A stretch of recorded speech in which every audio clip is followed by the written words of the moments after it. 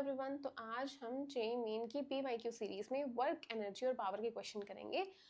Previous year question कौन से जो जेईई मेन 2024 और 2025 में आए थे, सारी शिफ्ट में जो क्वेश्चन आए थे, ठीक है। और यहाँ पर मैं सिर्फ पीवाईक्यू सॉल्व नहीं कर रही हूँ, यहाँ पर मैं ये भी बताती हूँ कि क्या मिस्टेक हो सकती है, क्या टिप्स हो सकती हैं क्वेश्चन को करने के लिए, क्योंकि एग्जाम के अंदर देखो मिस्टेक का स्कोप 0 है। एक क्वेश्चन गलत करोगे रैंक बहुत नीचे चली जाएगी। तो हम प्रीवियस ईयर क्वेश्चन क्यों करते हैं, हम क्वेश्चन की प्रैक्टिस क्यों करते हैं, ताकि हमारी मिस्टेक्स जो है वो अभी हमें सारी पता चल जाए, ताकि हम एग्जाम में वो मिस्टेक ना करें, ठीक है। तो स्टार्ट करते हैं। फर्स्ट क्वेश्चन है हमारे पास, a block of mass 25 kg is pulled along a horizontal surface by a force at an angle 45 degree with the horizontal. यहाँ पे हो क्या रहा है, एक ब्लॉक है हमारे पास जिसका मास मुझे दे दिया है 25 kg और वो हॉरिजॉन्टल सरफेस पर पुल किया जा रहा है विद अ फोर्स F मान लेते हैं at an angle 45 degree from the horizontal. The friction coefficient between the block and the surface is 0.25। Friction coefficient दे दिया मुझे 0.25। The block travels at a uniform velocity. The work done by the applied force during the displacement of 5 metre. Displacement मुझे दे दी 5 metre. Work done निकालना है by the applied force। Work done लिखते कैसे हम, वर्क डन का formula क्या होता है, वर्क डन लिखते हैं F डॉट एस से, ठीक है। यहाँ पर मुझे F नहीं पता, F की क्या वैल्यू होगी वो मुझे नहीं पता, डिस्प्लेसमेंट मुझे गिवन है, ठीक है। अगर इसको मैं ओपन करती हूँ तो F एस कोस थीटा आता है, थीटा भी मुझे पता है। सो बेसिकली मुझे यहाँ क्या नहीं पता है, मुझे फोर्स की वैल्यू नहीं पता है, ठीक है। हम फ्री बॉडी डायग्राम बनाते हैं फर्स्ट ऑफ ऑल कि क्या क्या फोर्सेस लग रहे हैं इस ब्लॉक के ऊपर, ठीक है। बनाते हैं free body diagram. First of all तो mg लग रहा है डाउनवर्ड्स, ठीक है। अगर मैं फोर्स को रिजॉल्व करूंगी तो यहाँ पे दो कंपोनेंट आएंगे, यहाँ पर आएगा F कोस थीटा, यहाँ पर आएगा F साइन थीटा, ठीक है। और इस डायरेक्शन में लग रहा है हमारे पास फ्रिक्शनल फोर्स और एक और फोर्स है विच इज नॉर्मल, ठीक है। ये सब फोर्सेस ही लग रहे हैं हमारे ब्लॉक के ऊपर, ठीक है। अब हमें ये भी दे दिया कि block travels with uniform velocity. इसका क्या मतलब है, यूनिफॉर्म वेलोसिटी से अगर वो ट्रेवल कर रहा है तो एक्सेलरेशन 0 है, एक्सेलरेशन 0 है तो F net which is ma वो भी क्या होगा, 0 होगा। यानी कि net force acting on the block क्या है, 0। तो हम फोर्सेस बैलेंस करते हैं हॉरिजॉन्टल डायरेक्शन में और वर्टिकल डायरेक्शन में, ठीक है। हॉरिजॉन्टल डायरेक्शन में लिखते हैं फोर्सेस, F कोस थीटा किसके इक्वल होगा, फ्रिक्शनल फोर्स के इक्वल, ये इक्वेशन नंबर 1 मान लेते हैं। और वर्टिकल फोर्सेस को अगर हम बैलेंस करेंगे, ये है हमारी हॉरिजॉन्टल फोर्स को बैलेंस करने के बाद वर्टिकल फोर्सेस को बैलेंस करेंगे, F sine theta plus normal equal to mg, ठीक है। अब अगर मैं फर्स्ट इक्वेशन को सिंप्लीफाई करके लिखूं, F cos theta equal to mu N, क्योंकि फ्रिक्शन फोर्स कैसे लिखते हैं, म्यू टाइम्स एन। और equation number second, equation number 1 और 2 को देखते हैं। यहाँ पे दो इक्वेशंस हैं, दो अननोन है। क्या अननोन है, नॉर्मल और F, ठीक है। और वर्क डन निकालने के लिए मुझे F की वैल्यू तो चाहिए, तो ठीक है, नॉर्मल को एलिमिनेट करते हैं, वहां से F की वैल्यू निकालते हैं और वहां पे पुट कर देंगे वर्क डन के फॉर्मूला में, तो मेरे पास वर्क डन आ जाएगा बाय द अप्लाइड फोर्स, ठीक है। करते हैं, यहां से निकालते हैं नॉर्मल की क्या वैल्यू आ जाएगी, F cos theta by mu. इसको सब्स्टिट्यूट करते हैं इक्वेशन नंबर 2 में, ठीक है। F sine theta plus normal क्या है, F cos theta by mu equal to mg। यहां से आ जाएगा F common, mu sine theta plus cos theta equal to mu mg। और F की क्या वैल्यू आ जाएगी, mu mg divided by mu sine theta plus cos theta. अब ये सब वैल्यूज मुझे पता है, थीटा मुझे पता है, m मुझे पता है, म्यू मुझे पता है, g मुझे पता है। F की वैल्यू निकालते हैं यहाँ से, और बेटर इसको हम सब्स्टिट्यूट करते हैं वर्क डन के फॉर्मूला में। तो वर्क डन क्या आ जाएगा, mu mg bye mu sine theta plus cos theta, ये है हमारे पास F टाइम्स डिस्प्लेसमेंट है 5 कोस थीटा। कोस थीटा को डिवाइड करेंगे तो यहाँ से आ जाएगा mg mu mg times 5 over, this is times not dot, okay, mu tan theta plus 1। ठीक है, अब हम वैल्यूज पुट करते हैं। म्यू की वैल्यू थी 0.25 यानी कि 1/4 लिख लेती हूँ मैं। m कितना गिवन था 25 और g की वैल्यू मुझे गिवन नहीं है क्वेश्चन में। अगर गिवन नहीं होती तो हम क्या कंसीडर करते हैं 9.8। ठीक है, बट यहाँ पे जो ऑप्शंस है वो बहुत दूर दूर है तो हम कंसीडर कर सकते हैं 10 सिंप्लीफिकेशन के लिए। अगर ऑप्शंस पास पास हो तो हमने 9.8 ही कंसीडर करना है unless mentioned in the question. ठीक है, नेक्स्ट करते हैं इसको। मास कितना है 25, ग्रेविटी 10 टाइम्स 5। ठीक है, mu again 1/4, tangent theta, tangent 45 क्या होगा 1 + 1। ठीक है, यहाँ से आ जाएगा 25 × 10 × 5, 1/4 + 1 5/4 और 4 से 4 कैंसिल हो जाएगा। यहाँ से आएगा 250 न्यूटन। और हमने क्योंकि यहाँ पर 10 कंसिडर किया था ग्रेविटी, बट होती क्या है 9.8, तो 250 से थोड़ा सा कम आंसर आना चाहिए। तो देखते हैं ऑप्शंस में 245, ऑप्शन नंबर सी जो है वो करेक्ट ऑप्शन हो जाएगा। नेक्स्ट क्वेश्चन करते हैं। A force 2I plus bj plus k is applied on a particle and it undergoes a displacement of this. What will be the value of b if the work done on the particle is 0? Again, work done हम कैसे लिखते हैं f dot s से। अगर work done 0 है तो इनका dot product क्या होगा 0 होगा f और s का। ठीक है, करते हैं 0, 2I plus bj plus k dot I minus 2j minus के इक्वल टू 0। यहाँ से आ जाएगा 2 minus 2b minus 1 equal to 0। यहाँ से आ जाएगा 1 इक्वल टू 2b और b की वैल्यू क्या आ जाएगी हाफ। तो ऑप्शन नंबर डी जो है वो करेक्ट ऑप्शन हो जाएगा हाफ। नेक्स्ट क्वेश्चन करते हैं। A force F equal to alpha plus beta x square acts on an object in the x direction. The work done by the force is 5 joules when the object is displaced by 1 meter.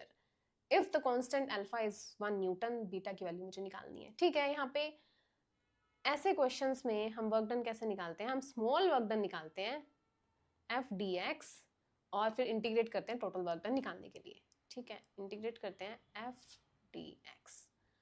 F की क्या form है alpha plus beta x square D x. X की क्या limit होगी displaced by 1 metre तो 0 से 1। ठीक है, यहाँ से आ जाएगा alpha x plus beta x cube by 3 और लिमिट है 0 से 1 और वर्क डन मुझे दे दिया है विच इज 5 जूल्स। ठीक है, 5 equal to alpha plus beta by 3।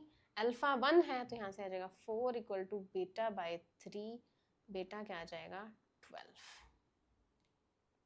तो ऑप्शन नंबर डी जो है वो करेक्ट ऑप्शन हो जाएगा। ठीक है, नेक्स्ट क्वेश्चन करते हैं। A block of mass 100 kg slides over a distance 10 meter on a horizontal surface. If the coefficient of friction between surfaces is 0.4, the work done against the friction is। अब यहाँ पे क्या wording use कर दी against the friction, क्योंकि work done हम कैसे लिखते हैं F डॉट एस और ओपन करते हैं डॉट प्रोडक्ट को एफ एस कोस थीटा। यहाँ पर एक 100 kg का ब्लॉक स्लाइड कर रहा है हॉरिजॉन्टल सरफेस पर, डिस्प्लेसमेंट मुझे दे दी 10 मीटर तक स्लाइड कर गया मान लो। ठीक है, यहाँ तक। अब कोफिशिएंट ऑफ फ्रिक्शन में मुझे दे दिया है 0.4। अब फ्रिक्शन किस डायरेक्शन में लग रहा है इस डायरेक्शन में, तो एंगल कितना होगा फोर्स और डिस्प्लेसमेंट में, क्योंकि पूरा ऑपोजिट है तो कितना एंगल होगा 180 डिग्री। और वर्क डन क्या आ जाएगा कोस 180 क्या होता है -1 तो minus F S. That's why ये वर्ड यूज किया गया अगेंस्ट द फ्रिक्शन। ठीक है, फोर्स कैसे निकालेंगे म्यू एम जी से, mu M G, mu N से, एन क्या है हमारा एम जी एस। म्यू कितना है 4/10, मास कितना है 100, ग्रेविटी 9.8 क्योंकि हमें 10 लेने को नहीं बोला है, एस क्या है 10। तो यहां से कैंसिल करेंगे, यहां से आ जाएगा 3920 जूल्स। तो work done against the friction कितना होगा 3920। अब यहाँ पे ऑप्शन मैच नहीं कर रहा है, अगर हम G10 लेंगे तो हमारा ऑप्शन मैच कर जाएगा। अब या तो इस क्वेश्चन पेपर में इंस्ट्रक्शंस में मेंशन किया होगा कि G10 लेना है सारे क्वेश्चंस के लिए, नहीं मेंशन किया गया तो इसका आंसर 3920 ही होगा, क्योंकि G हमें लेने को नहीं बोला है कि G की क्या वैल्यू होगी, 10 लेने को नहीं बोला है, इसलिए हम 9.8 ही कंसीडर करेंगे अगर हमें नहीं बोला हुआ है तो। ठीक है, नेक्स्ट क्वेश्चन करते हैं। A block of mass 1 kg is pushed up a surface inclined to horizontal at an angle 60 degree by a force of 10 Newton to the inclined surface as shown in the figure. When the block is pushed by 10 meter along the inclined surface, the work done against the friction. अब जिस force के लिए हमें work done निकालने को बोला है ना, हम वही फोर्स के लिए वर्क डन निकालेंगे। अब यहाँ पे पूछा है कि work done against the friction, तो फ्रिक्शनल फोर्स कहाँ पे लगेगा बेसिकली, यहाँ पे इस डायरेक्शन में। ठीक है, वर्क डन कैसे लिखेंगे, अगेन अगेंस्ट द फ्रिक्शन है, F S minus F S, force क्या होगा mu M G, mu N basically, not mu M G in this case, क्योंकि वहां पे हॉरिजॉन्टल था, यहाँ पे इंक्लाइंड सरफेस है तो नॉर्मल निकालना पड़ेगा। एम जी क्या हो जाएगा इस डायरेक्शन में, यहाँ पे होगा एम जी को 60, क्योंकि ये एंगल भी 60 होगा, यहाँ पे होगा एम जी साइन 60, तो यहाँ पे नॉर्मल फोर्स क्या आ जाएगा,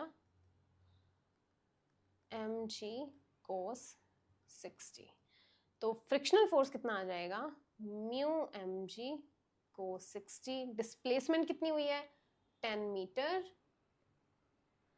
तो करते हैं इस क्वेश्चन को। म्यू मुझे गिवन है 0.1, क्वेश्चन में गिवन है 1/10 लिख लेते हैं, मास है 1, ग्रेविटी अब यहाँ पे 10 लेने को बोला है तो हम 10 कंसीडर करेंगे, cos 60 1/2 इंटू 10, यहाँ से आ जाएगा 5 जूल्स, तो आंसर क्या हो जाएगा ऑप्शन नंबर बी 5 जूल्स। बाकी क्वेश्चन में क्या आ रहा है हमें से मतलब ही नहीं है, 10 न्यूटन का हमने अपवर्ड फोर्स लगाया, डजंट मैटर, क्योंकि हमें क्या पूछ लिया गया हमसे, work done against frictional force, तो हम उसी फोर्स को लेके चलेंगे। ठीक है, नेक्स्ट क्वेश्चन करते हैं।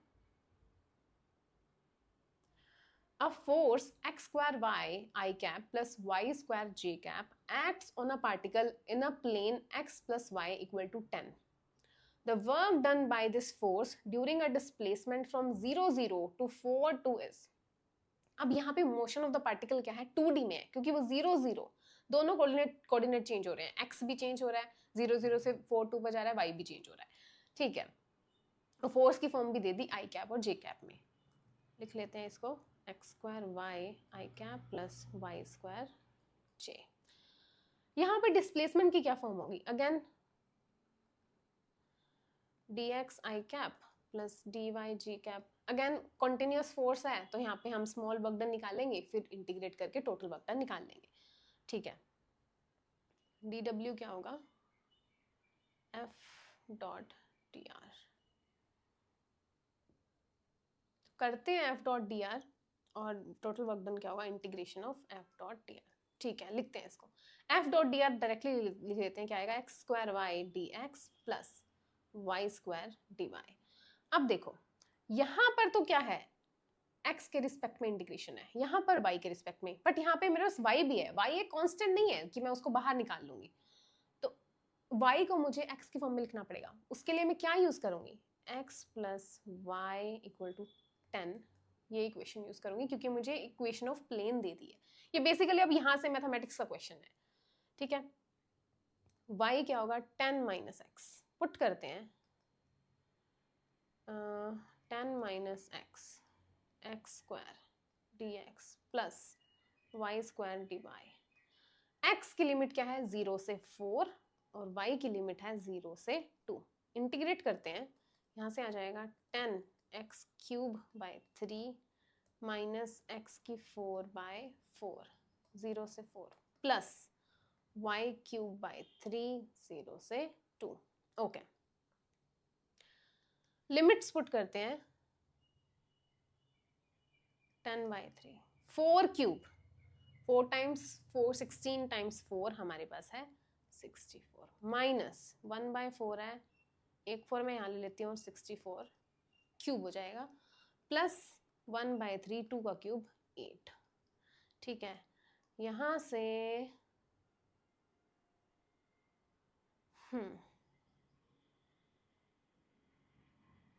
यहाँ पर ऐसे, ठीक है, ओके यहाँ से आएगा 10/3 टाइम्स 64 माइनस 64 प्लस 8/3।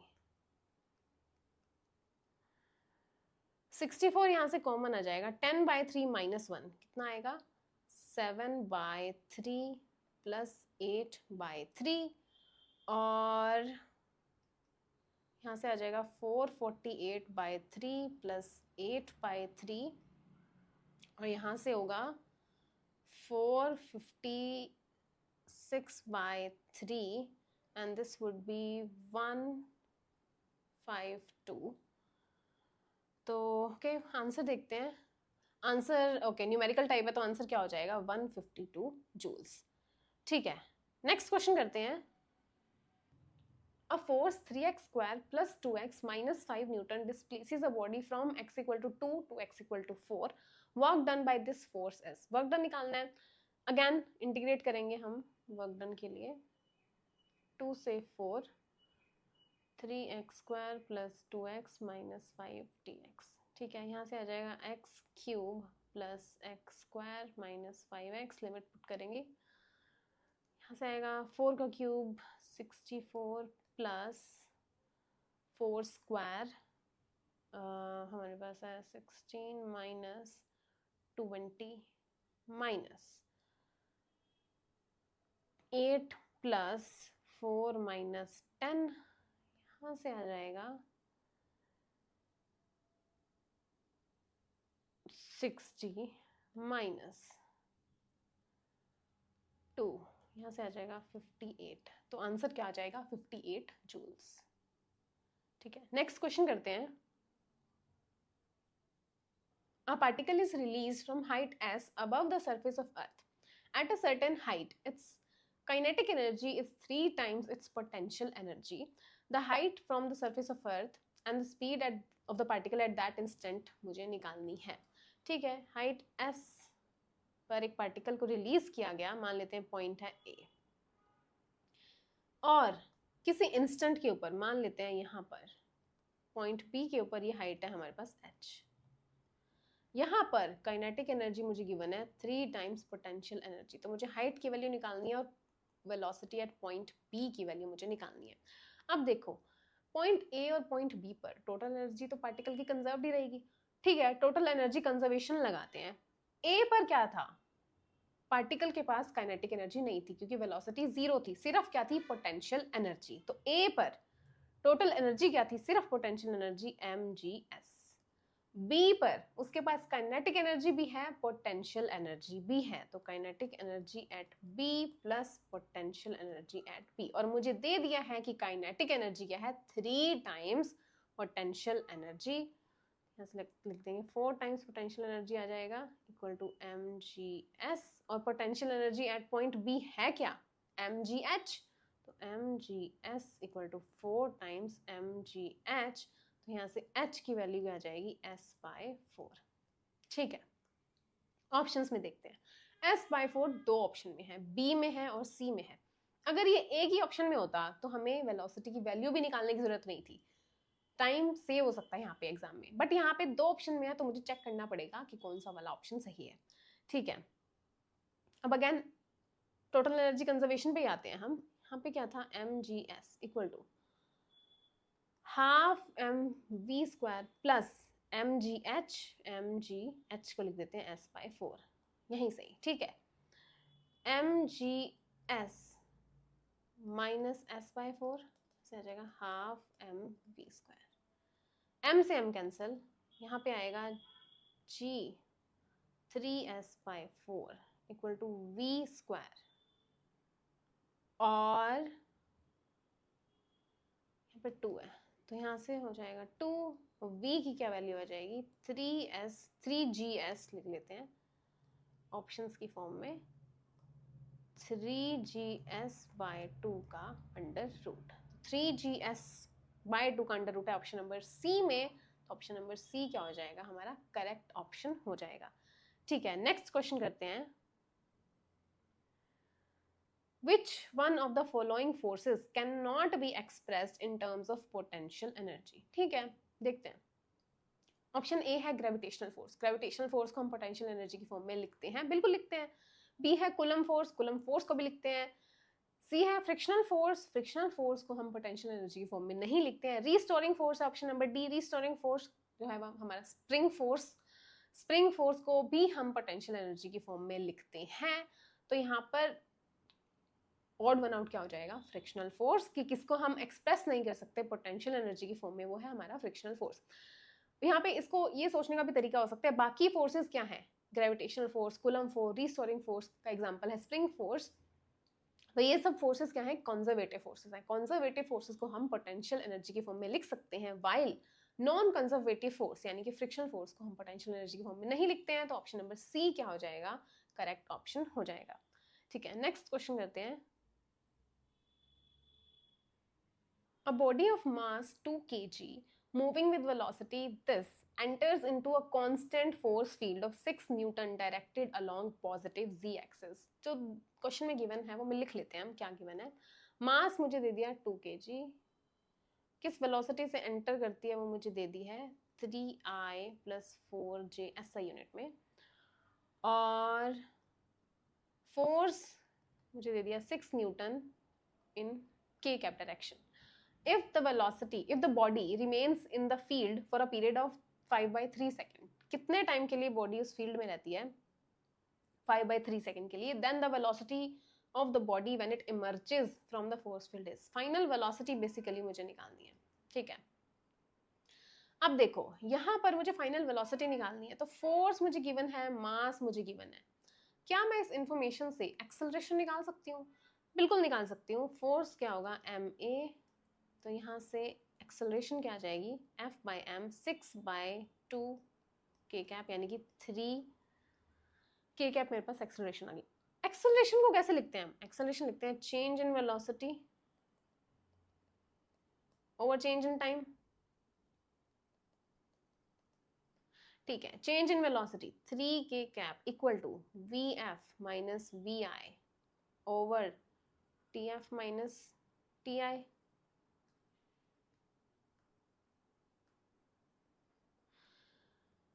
यहाँ पर चेंज इन टाइम कितना है 5/3, तो मल्टीप्लाई कर देंगे 5/3 k cap equal to vf minus vi। यहाँ से मुझे vf निकालना है, तो vi को लेफ्ट हैंड साइड में लेके जाएंगे, यहाँ से हो जाएगा 5 k cap plus vi equal to vf। vi कितना था 3i + 4j, तो यहाँ से आ जाएगा 3i + 4j + 5k, हमारी क्या हो जाएगी फाइनल वेलोसिटी। ऑप्शन चेक करते हैं, 3 + 4 + 5, ऑप्शन नंबर सी जो है वो हमारा करेक्ट ऑप्शन हो जाएगा। नेक्स्ट क्वेश्चन करते हैं। A block of mass 2 kg is attached to one end of a massless spring whose other end is fixed at a wall। ठीक है, ये सिचुएशन दे दी हमारे पास। The spring mass system moves on a frictionless horizontal table। ठीक है, the spring's natural length is 2 meter। Natural length मुझे दे दी है 2 मीटर, स्प्रिंग कांस्टेंट दे दिया 200 newton per metre. The block is pushed such that the length of the spring becomes 1 meter and then released at distance x from the wall, the speed of the block will be। अब यहाँ पे हमें initial scenario दे दिया है कि हमने block को push किया, कितनी लेंथ रह गई, 1 मीटर लेंथ जब रह जाती है तब हमने रिलीज कर दिया और स्प्रिंग फिर अपना मोशन करने लग जाएगा। तो हमसे पूछा गया है किसी डिस्टेंस x के ऊपर, किसी रैंडम डिस्टेंस x के ऊपर स्पीड ऑफ द ब्लॉक क्या होगी, उसका एक्सप्रेशन मुझे डिराइव करना है। ठीक है, इनिशियल सिनेरियो था जब 1 मीटर लेंथ थी, हमने पुश किया बॉक्स को, और फाइनल क्या है x पर हमें उसकी वेलोसिटी निकालनी है ब्लॉक की। क्या यहाँ पे एनर्जी कंजर्वेशन हम लगा सकते हैं, बिल्कुल लगा सकते हैं। ठीक है, तो total energy initial equal to total energy final करते हैं। इनिशियल बॉक्स को पुश किया, पुश करने पर उसके पास क्या आ जाएगी, potential energy, spring potential energy.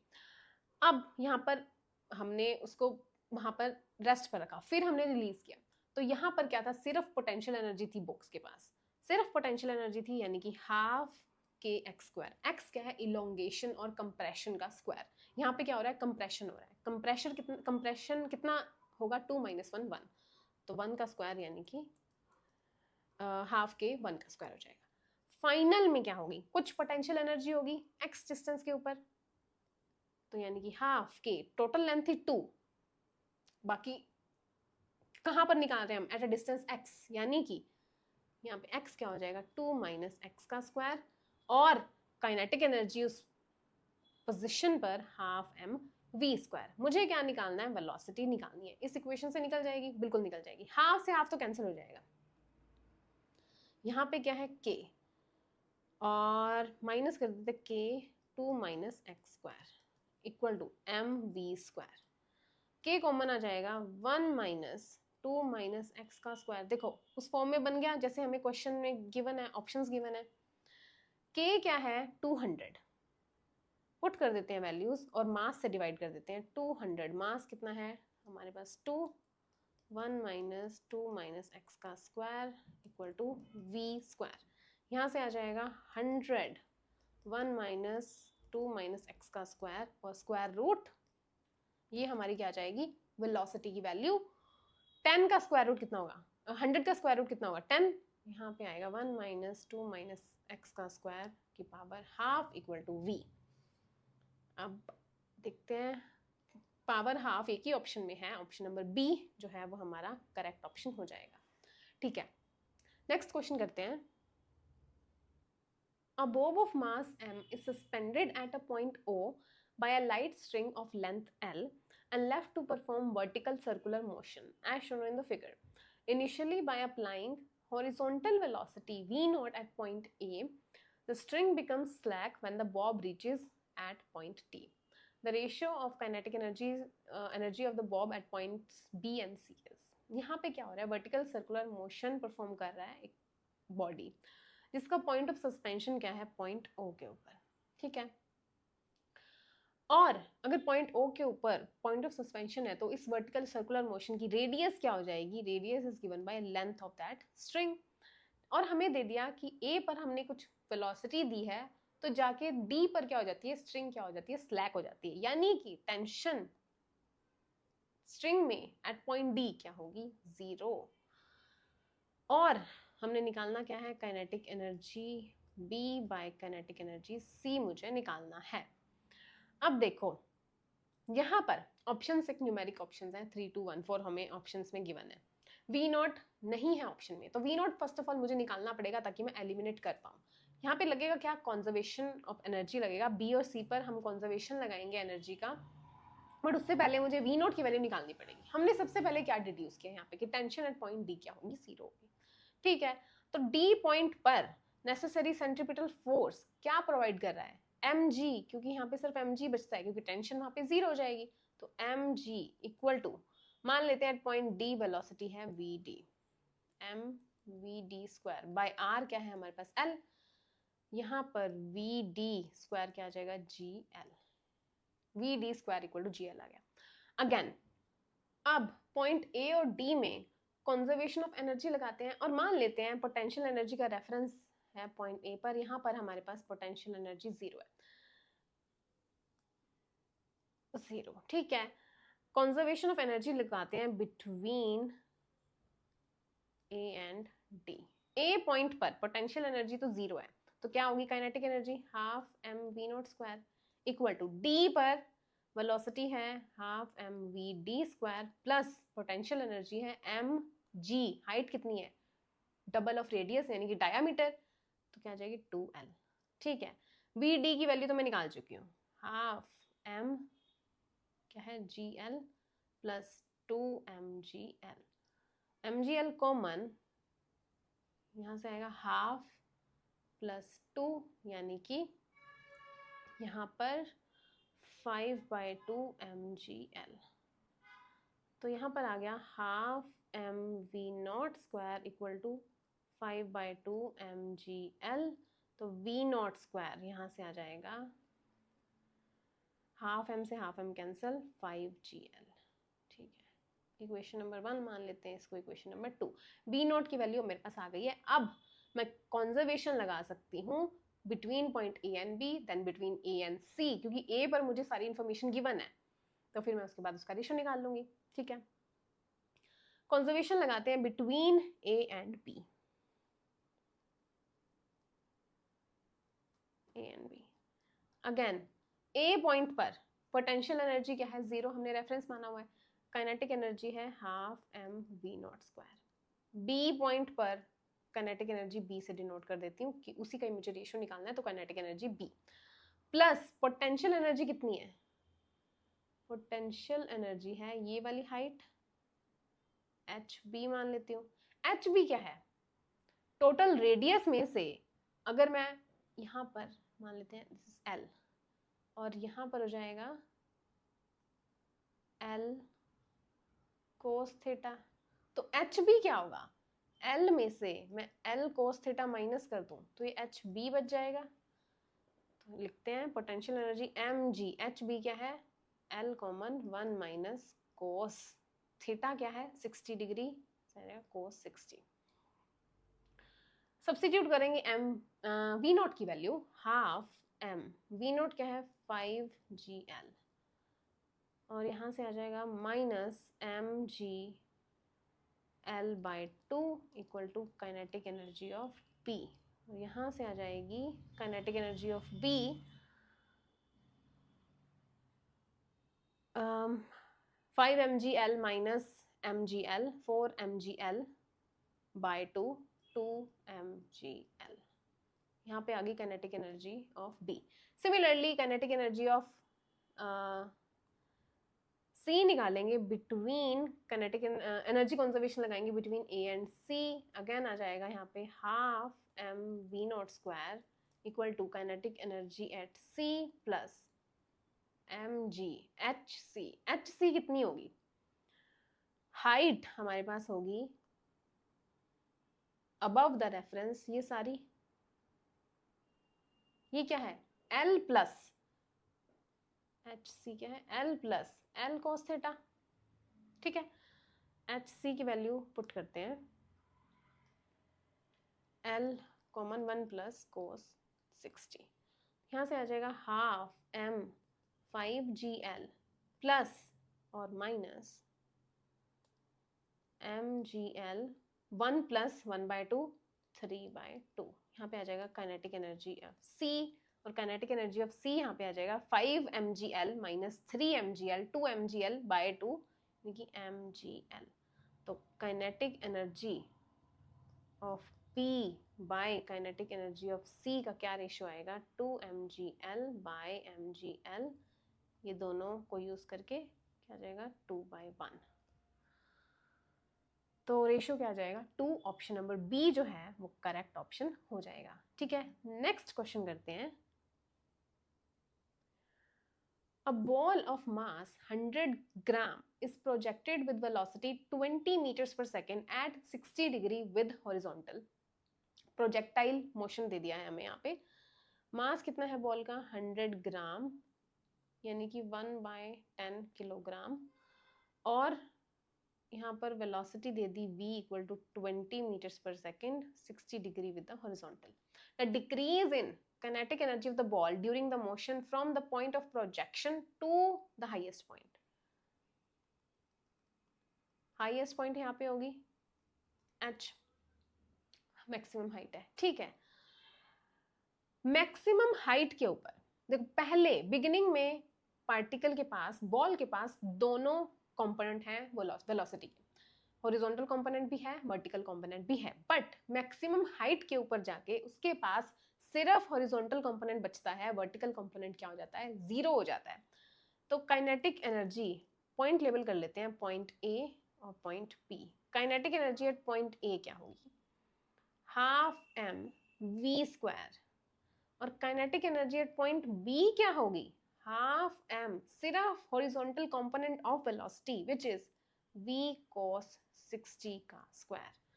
निकालते हैं, हाफ एम m कितना है 1/10, v स्क्वायर 20 टाइम्स 20, यहाँ से आ जाएगा 20 मीटर्स पर सेकेंड।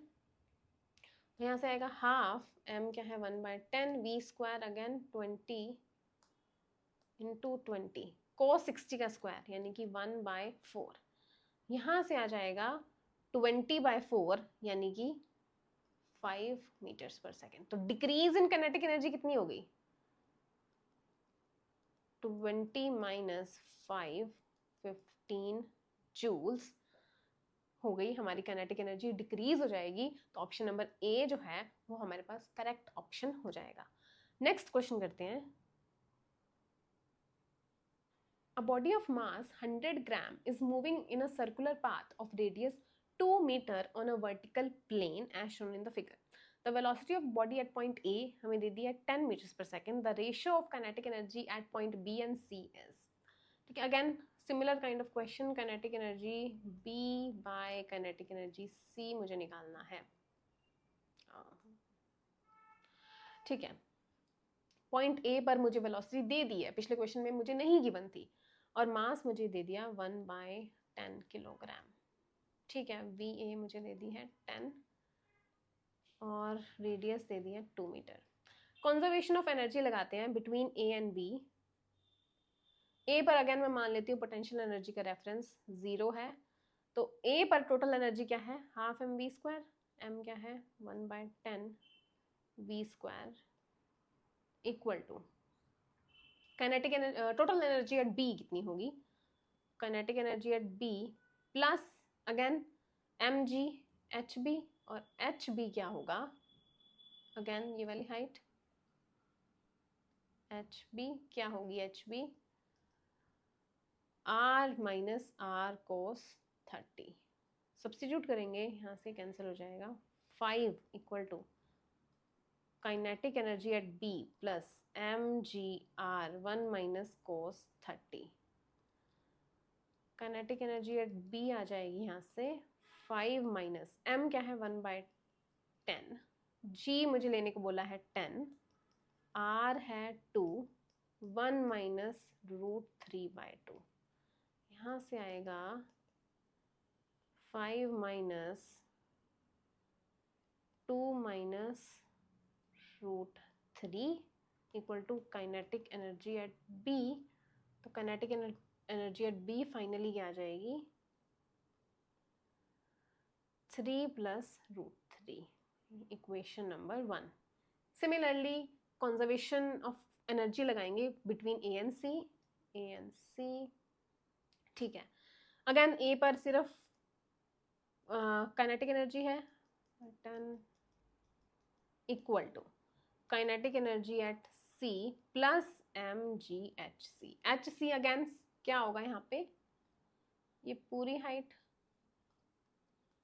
ये क्या होगी एच सी क्या होगी यहाँ पे, आर प्लस ये एंगल कितना है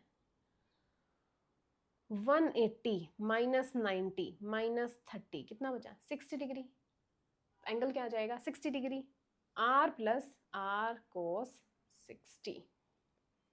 सब्स्टिट्यूट करते हैं, यहाँ से आ जाएगा 5 equal to kinetic energy at C plus M G H क्या है R 1 plus cos 60 degree. Subtract करेंगे 5 माइनस एम क्या है 1/10, जी मुझे लेने को बोला है 10, आर कितनी है 2, 1 plus 1/2 equal to kinetic energy at C. ये कैंसिल हो जाएगा, यहाँ से बचेगा 5 माइनस 3, देखिए काइनेटिक एनर्जी एट सी क्या आ गई 2। तो इक्वेशन नंबर 2, रेशो ले लेते हैं 1/2 का, 1/2 क्या आ जाएगा, ratio of kinetic energy at B by kinetic energy at C, 3 plus √3/2। Option check करते हैं, 3 प्लस √3/2, ऑप्शन नंबर डी जो है हमारा करेक्ट ऑप्शन हो जाएगा। नेक्स्ट क्वेश्चन करते हैं। A ball having kinetic energy Ke is projected at an angle of 60 degree from the horizontal. What will be the kinetic energy of ball at the highest point of flight? ठीक है, मान लेते हैं velocity v से project किया गया है और हाईएस्ट पॉइंट पर वेलोसिटी का क्या कंपोनेंट रह जाएगा, v cos 60 क्योंकि एंगल दे दिया 60। Kinetic energy at point mention कर लेते हैं, point A, point B. Point A पर तो मुझे दे दी है के ई, ठीक है। पॉइंट बी पर क्या होगी, हाफ एम वी cos 60 का स्क्वायर, और के ई है हमारे पास हाफ एम वी का स्क्वायर, ठीक है। यहाँ से आ जाएगा half M V square 1/4, cos 60 is 1/2, square 1/4। ये क्या है, काइनेटिक एनर्जी 4, तो kinetic energy at highest point, point B क्या हो जाएगी, 1/4 हो जाएगी। तो ऑप्शन नंबर बी जो है वो करेक्ट ऑप्शन हो जाएगा। नेक्स्ट क्वेश्चन करते हैं। A bead of mass m slides without friction on the wall of a vertical circular hoop of radius r as shown in the figure. The bead moves under the combined action of gravity and a massless spring attached to the bottom of the hoop. The equilibrium length of the spring is r. If the bead is released from the top of the hoop with negligible initial speed, velocity of bead when the length of the spring becomes r would be. Situation क्या दे दी है, Beed release किया जा रहा है with negligible initial speed, तो point A मान लेते हैं इसको, यहाँ पर काइनेटिक एनर्जी तो क्या है, 0 है, ठीक है। जब बीड पहुंच जाता है किसी रैंडम पोजीशन पर जहां पर लेंथ ऑफ द स्प्रिंग क्या है, आर है, मान लेते हैं यहाँ पर मानते हैं आर है, पॉइंट बी, यहाँ पर वेलोसिटी ऑफ द बीड कितनी होगी। अब बीड क्या कर रहा है, स्लाइड कर रहा है internal wall of the hoop में, ओके तो क्या लग रहा है उसके ऊपर, स्प्रिंग फोर्स और ग्रेविटी के कंबाइंड एक्शन में मूव कर रहा है। तो हम यहाँ पे एनर्जी कंजर्वेशन लगाते हैं, अगेन ए और बी पर टोटल एनर्जी क्या रहेगी, कंजर्व्ड रहेगी। तो total energy at A equal to total energy at B.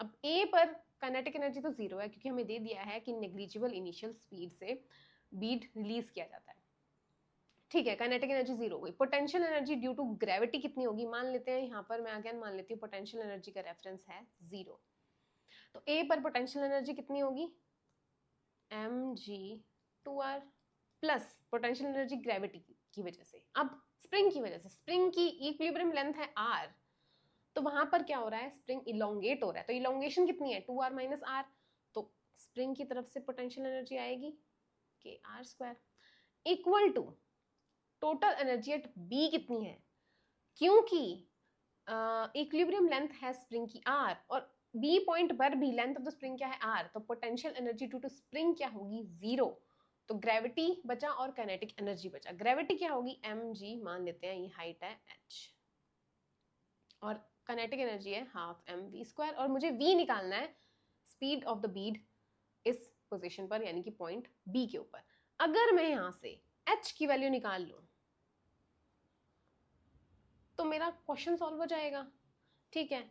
h की वैल्यू निकालते हैं, h की वैल्यू कैसे निकालेंगे, ये सेमी सर्कल देखो AOB, ये क्या है परपेंडिकुलर, AOB ट्राइंगल में फिर से ड्रॉ कर लेते हैं इसको,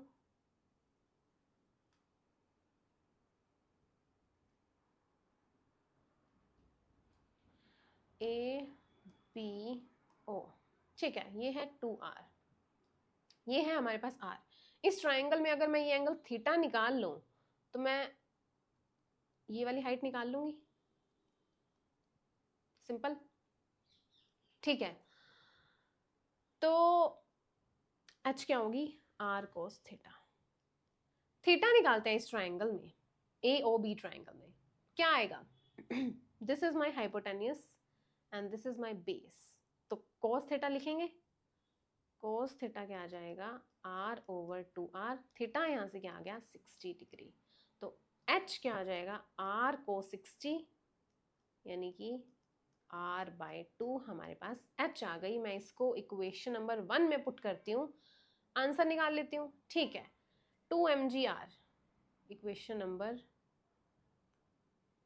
1 क्या हो जाएगी, 2mgr plus half kr² minus mgr/2 equal to half mv²। इसको कंबाइन करेंगे क्या आ जाएगा, 4mgr minus 1 3mgr/2 plus half kr² equal to half M V square, half half half तो कैंसिल हो जाएगा, यहाँ पर आएगा 3g और m से डिवाइड कर देंगे plus k by M R square equal to we square. Options की फॉर्म देखते हैं, ठीक है।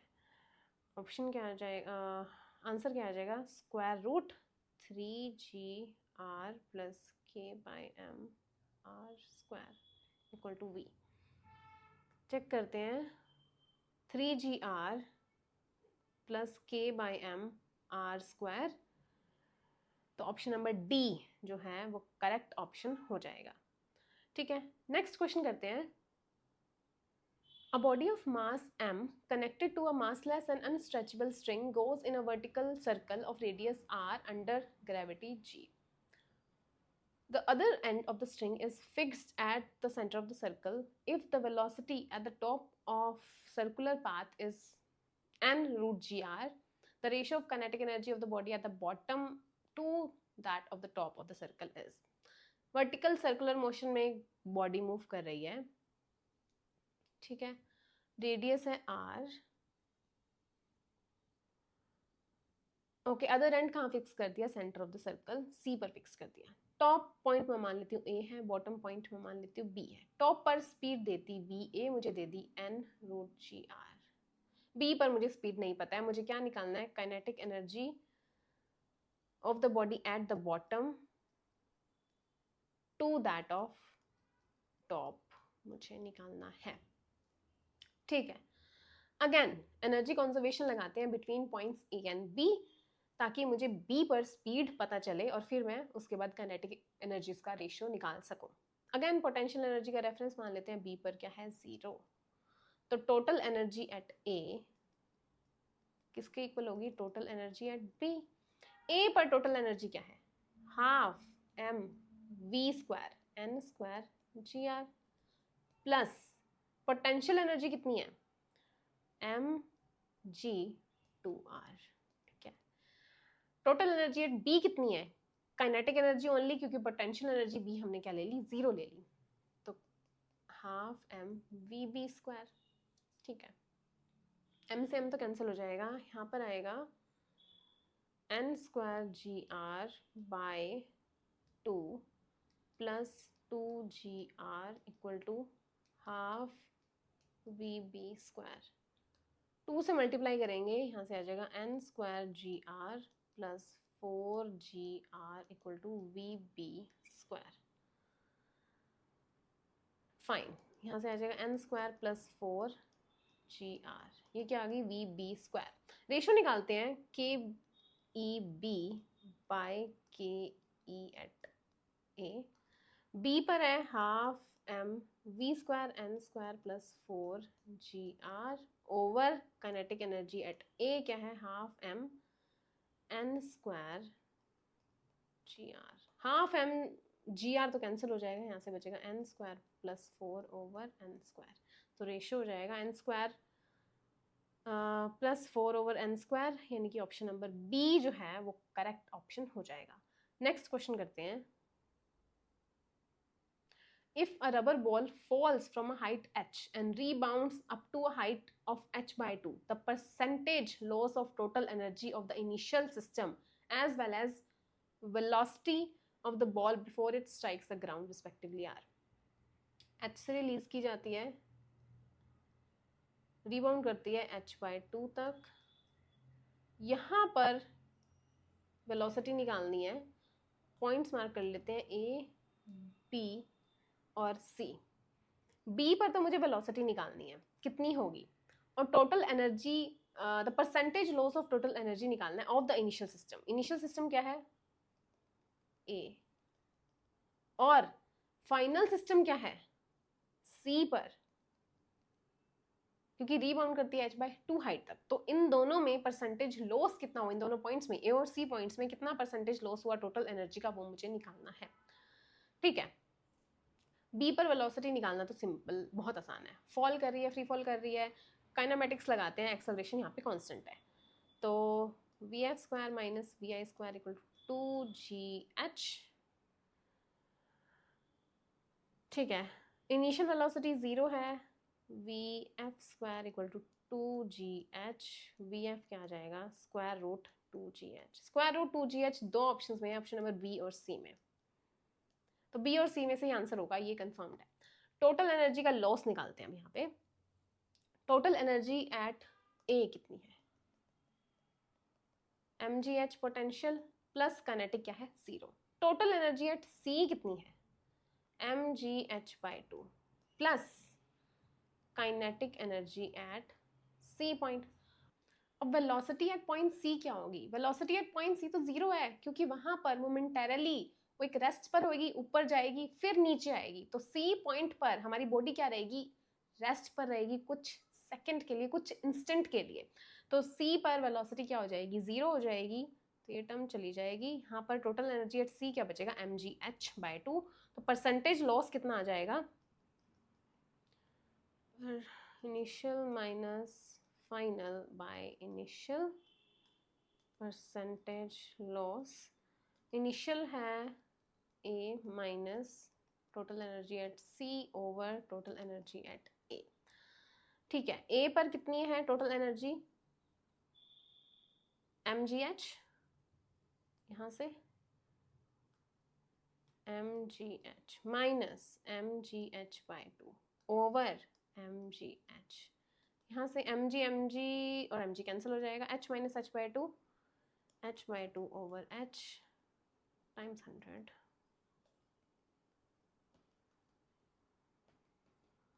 यहाँ से आ जाएगा 50%। तो आंसर क्या हो जाएगा, option number B 50% and √2GH। ठीक है, नेक्स्ट क्वेश्चन करते हैं।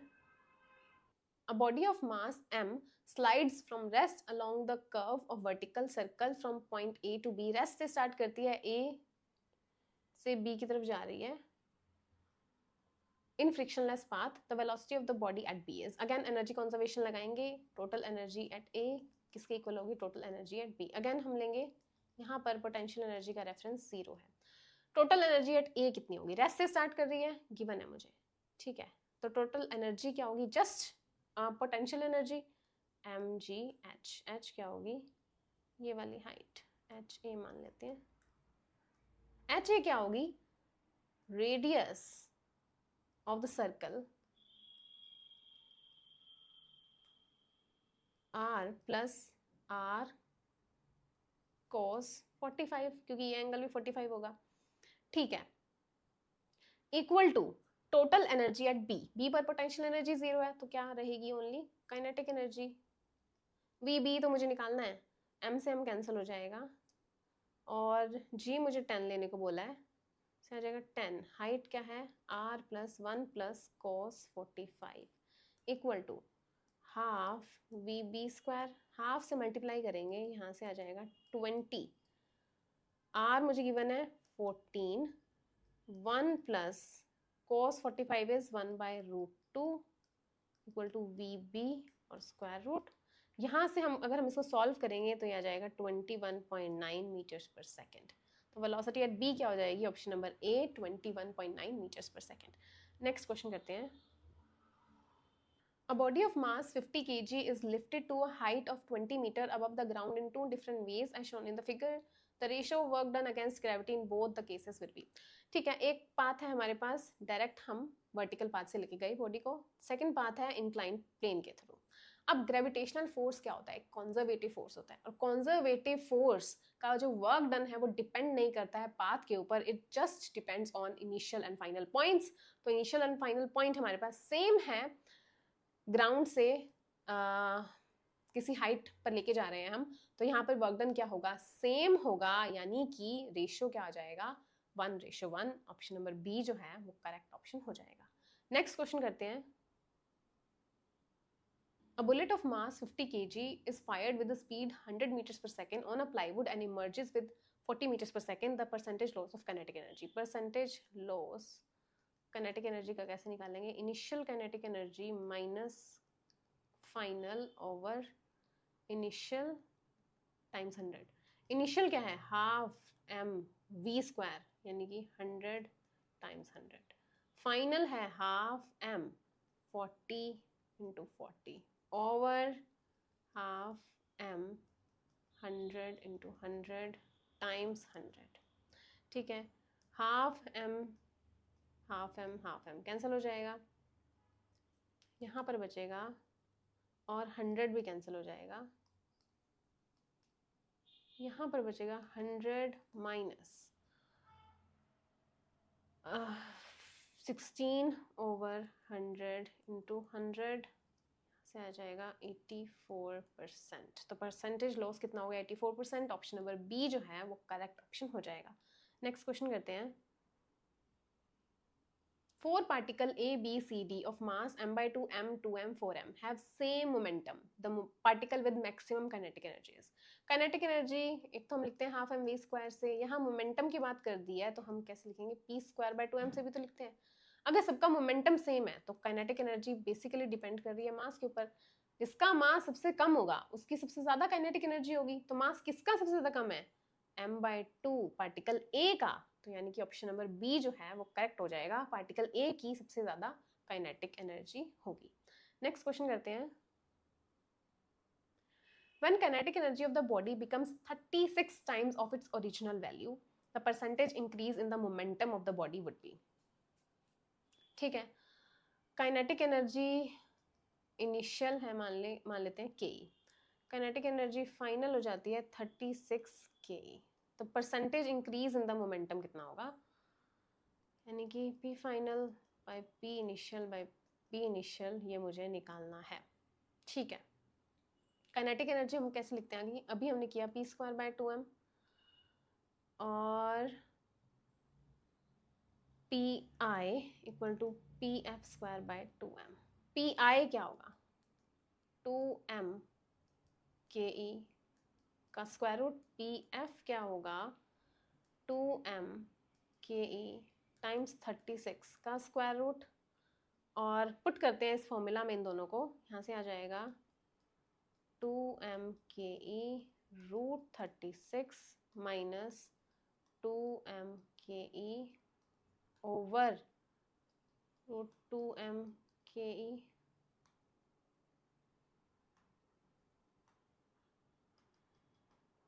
टाइम्स 100। रूट 2m के ई तो कैंसिल हो जाएगा यहाँ से। रूट 36 कितना होता है? 6 माइनस 1 ओवर 1 टाइम्स 100। 500% हमारा आंसर हो जाएगा। ऑप्शन नंबर बी जो है वो करेक्ट ऑप्शन हो जाएगा। नेक्स्ट क्वेश्चन करते हैं।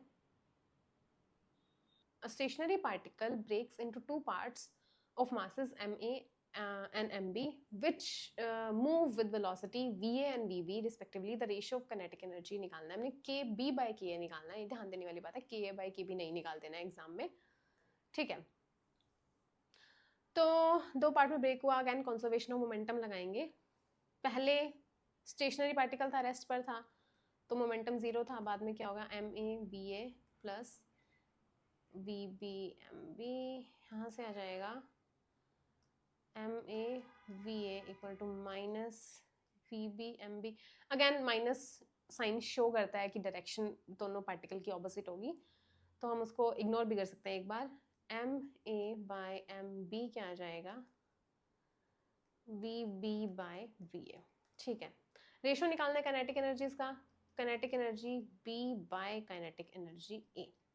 काइनेटिक एनर्जी बी क्या है? Half M B V B square over half M A V A square.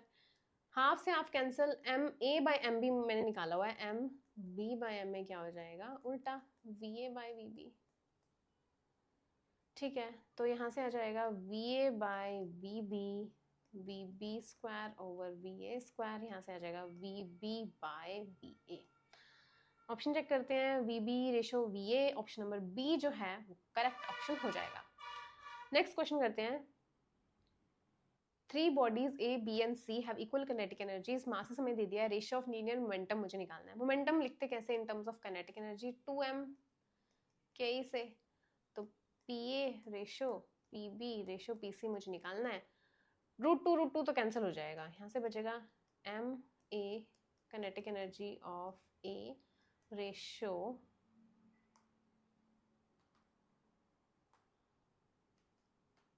MB kinetic energy of P ratio M C kinetic energy of C। अब मुझे question में given है कि equal kinetic energy है सबके पास, तो क्या बचेगा, ratio of masses with their square root. तो स्क्वायर रूट 400/1000 रेशियो 10 रेशियो 1, यहाँ से कैंसिल हो जाएगा, यहाँ पे बचेगा square root 2 ratio square root 12 ratio square root 16, यानी कि रेशियो स्क्वायर रूट यहाँ पे 4 आएगा। ठीक है, 2 रेशियो 12 कैसे लिखते हैं, 4 टाइम्स 3 यानी कि 2√3 रेशियो 4, यहाँ से आ जाएगा 1/√3 रेशियो 2। हमारे पास ratio of linear momentum 1/√3 ratio 2, option number A जो है वो करेक्ट ऑप्शन हो जाएगा। नेक्स्ट क्वेश्चन करते हैं। A block is simply released from the top of an inclined plane as shown in the figure। 5 kg का जो ब्लॉक है हमने वहां पे उसको रिलीज कर दिया गया उस पोजीशन से। The maximum compression in the spring when the block hits the spring is। अब देखो मैक्सिमम कंप्रेशन मुझे निकालना है, तो यहाँ पे फ्रिक्शन लेस सरफेस है जो इंक्लाइंड सरफेस है, ये वाला है फ्रिक्शन लेस, और इस वाले सरफेस पे क्या है, फ्रिक्शन है। फ्रिक्शन है तो फ्रिक्शन के अगेंस्ट कुछ वर्क डन होगा, वर्क डन होगा, और मुझे उस पोजीशन पे मान लेते हैं पॉइंट ए, और मैक्सिमम कंप्रेशन हो जाता है पॉइंट बी पर। पॉइंट ए और बी पर मुझे क्या निकालनी है, मैक्सिमम कंप्रेशन निकालनी है, यानी कि मोशन क्या हो रहा है, पॉइंट ए से पॉइंट बी की तरफ हो रहा है।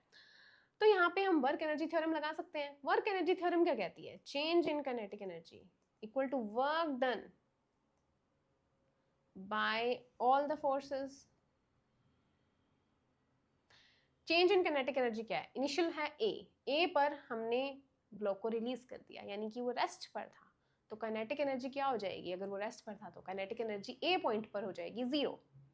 काइनेटिक एनर्जी बी पॉइंट पे क्या हो जाएगी, कंप्रेस हो गया ब्लॉक, वहां जाके स्प्रिंग के अगेंस्ट कंप्रेस हो गया, तो ब्लॉक क्या आ जाएगा, रेस्ट पर आ जाएगा, तो kinetic energy at point B भी क्या होगी, 0। तो चेंज इन काइनेटिक एनर्जी क्या रहेगी, 0 equal to work done by all the forces. First of all work done inclined surface से ग्राउंड पर आएगा, तो वर्क डन अगेंस्ट ग्रेविटी क्या होगा, mgh,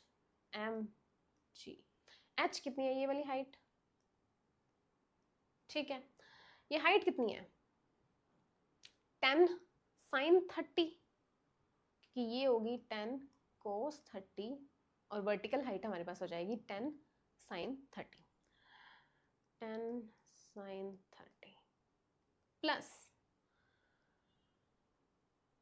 अब वो जा रहा है against the friction, against the friction again work done क्या होगा, नेगेटिव होगा, तो work done bye frictional force लिख लेती हूँ, और work done against the spring force, again work done हमारा स्प्रिंग फोर्स के अगेंस्ट भी नेगेटिव होगा, क्योंकि जो स्प्रिंग फोर्स है उसकी डायरेक्शन ऑपोजिट होगी और डिस्प्लेसमेंट की डायरेक्शन ऑपोजिट होगी, तो दोनों में एंगल कितना होगा 180, तो उस वहां से क्या आ जाएगा, नेगेटिव साइन आ जाएगा, ठीक है। यहाँ से आ जाएगा 10 mg sin 30 और माइनस फ्रिक्शनल फोर्स कितना लगेगा, म्यू मुझे गिवन है 0.5 mg, नॉर्मल फोर्स mg होगा क्योंकि हॉरिजॉन्टल सरफेस पर है, तो mg लिख लेते हैं, और डिस्प्लेसमेंट कितनी चली है 2 मीटर, यहाँ पे मुझे गिवन है, ठीक है 2, ये वर्क डन हो गया, फोर्स टाइम्स डिस्प्लेसमेंट, और माइनस साइन आ जाएगा थीटा से, कोस थीटा से। Again work done against the spring force, spring force कितना होगा, हाफ के एक्स स्क्वायर, हाफ के एक्स स्क्वायर, एक्स क्या है, कंप्रेशन, वही तो मुझे निकालना है, ठीक है, सब कुछ है मेरे पास, निकालते हैं।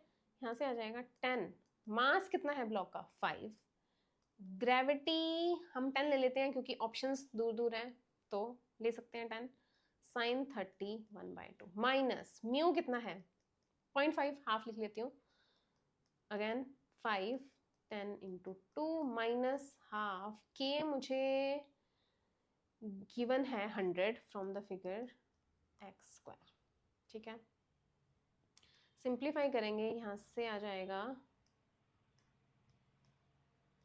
250 माइनस 50 माइनस हाफ के एक्स स्क्वायर, 200 आ जाएगा, यहाँ से आ जाएगा हाफ और हम कैंसिल कर देते हैं, 50 X square equal to 200, X square का आ जाएगा 4x क्या आ जाएगा 2, तो कंप्रेशन कितनी आ जाएगी स्प्रिंग में 2 मीटर। ऑप्शन नंबर सी जो है वो करेक्ट ऑप्शन हो जाएगा। नेक्स्ट क्वेश्चन करते हैं। A particle of mass m moves on a straight line with its velocity increasing with distance according to the equation। velocity they the alpha root x, alpha constant है। The total work done by all the forces applied on the particle during the displacement from x equal to 0 to x equal to d क्या होगा? Work done कैसे लिखते हैं? f dx, again small work done और total work done निकालेंगे integration करके, ठीक है। अब यहां पर मुझे फोर्स पता है, मुझे नहीं पता फोर्स, क्या मैं फोर्स निकाल सकती हूँ? फोर्स क्या होता है? Rate of change of momentum, और मोमेंटम कैसे लिखते हैं हम? mv से, क्योंकि मुझे वेलोसिटी का फॉर्म दे दिया इसलिए मैंने मोमेंटम यूज कर लिया। अगर मुझे एक्सेलरेशन दिया होता तो ma यूज कर लेती मैं, ठीक है। अब m कांस्टेंट है तो बाहर आ जाएगा d by dt of velocity. Substitute करते हैं वेलोसिटी की value m, d by dt, velocity है हमारे पास अल्फा रूट x, डिफरेंशिएट करेंगे m, अल्फा तो कांस्टेंट है, रूट x का डिफरेंशिएशन हो जाएगा 1 बाय 2 रूट x, और x का हो जाएगा d by dt, dx by dt, यहाँ से आएगा alpha m by 2 root x, dx by dt, again velocity क्या है अल्फा रूट x से रूट x कैंसिल, यहाँ से बचेगा m अल्फा स्क्वायर बाय 2। ये फोर्स की वैल्यू आ गई। अगेन वर्क डन निकालते हैं, फोर्स की वैल्यू आ गई तो ये इक्वेशन पुट करते हैं, इक्वेशन में पुट करते हैं फोर्स की value m alpha square by 2 dx, और x है हमारे पास 0 to d, ठीक है।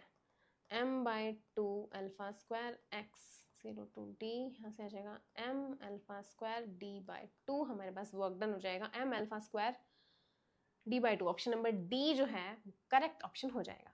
नेक्स्ट क्वेश्चन करते हैं। A simple pendulum of length 1 meter has a wooden bob of mass 1 kg. It is struck by a bullet of mass 10 to the power minus 2 kg moving with the speed of this. The bullet gets embedded in the bob, the height to which the bob rises before swinging back. G की value मुझे 10 लेने को बोल दिया। हो क्या रहा है, सिचुएशन क्या है? एक वुडन बॉब है जो लेंथ 1 मीटर से सस्पेंड की गई है, और वुडन बॉब का मास मुझे दे दिया 1 kg। बुलेट आती है यहाँ पर, ठीक है, स्ट्रक हो जाती है और स्विंग करने लग जाता है हमारा पेंडुलम, ठीक है। बुलेट का मास मुझे दे दिया 10 to the minus 2 kg। किस स्पीड से आ रही है वो मुझे दे दी 10 to the 2 into 10 to the 2। Bullet embed हो जाती है, सिंपल पेंडुलम स्विंग हो जाएगा। अब इस पोजीशन पे आके ये फिर से वापस आएगा, इस पोजीशन पर कितनी हाइट तक राइज हुआ हमारा बॉब, वो मुझे हाइट निकालनी है। ये क्वेश्चन कैसे करेंगे हम? फर्स्ट ऑफ ऑल कोई बुलेट, कोई मास आके दूसरे मास में ऐड हो रहा है तो वहां पर क्या लगता है? सबसे पहले कंजर्वेशन ऑफ मोमेंटम लगता है। कंजर्वेशन मोमेंटम हम यहाँ पे लगा देते हैं, ठीक है। एक सिनेरियो ये हो जाएगा। दूसरा सिनेरियो क्या है? यहाँ पर मोशन हो रहा है, अगेन पॉइंट ए मान लेते हैं, पॉइंट बी। पॉइंट ए और बी पर क्या लगेगा? एनर्जी कंजर्वेशन लगेगा, ठीक है। करते हैं इस क्वेश्चन को। ए सिचुएशन में जहां पर बुलेट एम्बेड हो रही है वहां पर कंजर्वेशन ऑफ मोमेंटम लगाते हैं, ठीक है। बॉब का मास, बॉब की वेलोसिटी क्या है? 0, इनिशियल केस है, प्लस बुलेट का मास, बुलेट की velocity equal to m plus M B. किस वेलोसिटी से मूव कर रहे हैं वो मैं निकाल लेती हूँ, ठीक है। v फाइनल मान लेते हैं, इनिशियल है, ठीक है। एम बी क्या है? 10 to the minus 2। Initial velocity क्या है? 2 into 10 to the 2 equal to m plus M B. m क्या है? 1 plus 10 to the minus 2 vf, और इसको मैं 1 ही लिख सकती हूँ, यहाँ से आ जाएगा V F equal to 2 metres पर सेकेंड। वेलोसिटी फाइनल आ गई। अब मैं ए और बी में कंजर्वेशन ऑफ एनर्जी लगाती हूँ, ठीक है। Total energy at A equal to total energy at B, और इस पॉइंट पर मैं मान लेती हूँ पोटेंशियल एनर्जी का रेफरेंस है 0। Potential energy total energy at A क्या होगी, पोटेंशियल एनर्जी तो 0 है, तो सिर्फ काइनेटिक एनर्जी जो हमें फाइनल वेलोसिटी निकाली है उस वेलोसिटी स्विंग मूव करना स्टार्ट करेगा।